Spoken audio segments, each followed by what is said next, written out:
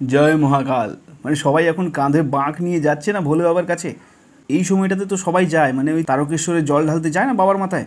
আমাদের পাড়া মহল্লা থেকে ভরে ভরে যাচ্ছে, ভরে ভরে যাচ্ছে। কিন্তু ভিডিওতে কী বা বলতে এলাম যেটা, সেটা হচ্ছে একটা বন্ধু কালকে আলোচনা করছিল যে এই যে যারা যাচ্ছে তাদের মধ্যে বেশিরভাগ মানে 99% হচ্ছে গরিব লোকেরা। তার মানে কি বড় লোকেদের কোনো ভক্তি নেই, নাকি তাদের ভোলে বাবার আশীর্বাদ দরকার নেই, বা ভোলে বাবাকে তারা ভালোবাসে না? জিনিসটা কিন্তু ভাবার। আমিও দেখেছি বড় লোকেরা আমাদের পাড়ায় মহল্লায় যারা আছে তারা কিন্তু যায় না।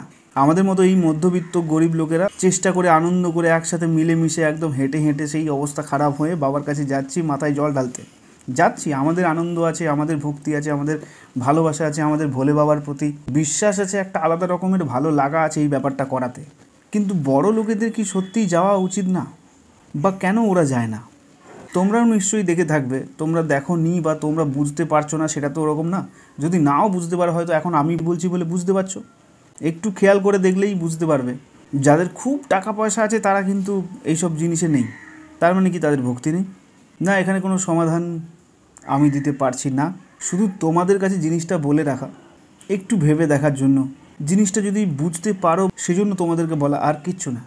আর বড় লোক করছে না বলে আমিও বড় লোক হয়ে যাব, আমিও যাব না, এরকম ব্যাপারটাও আমি বলছি না। আমার ভক্তি আমার কাছে আছে, তোমার ভক্তি তোমার কাছে আছে, বড় লোকের ভক্তি বড় লোকের কাছে আছে। সব কিছু বিশ্বাসের ওপরে নির্ভর করে। বিশ্বাস, ভক্তি, ভালোবাসা নিয়ে যেটা করা যায় সেটা সব থেকে বড় ব্যাপার।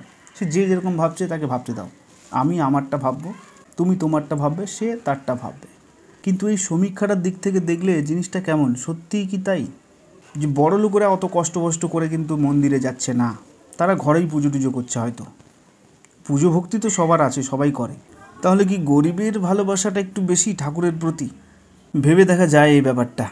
ভেবেচিন্তে যদি কিছু কারণ পাও, যে সঠিক একটা কারণ পাওয়া গেল বা একটা সঠিক লজিক্যাল জিনিস পাওয়া গেল যার জন্য এই জিনিসটাকে ব্যাখ্যা করা যায়, জানিও সবাইকে।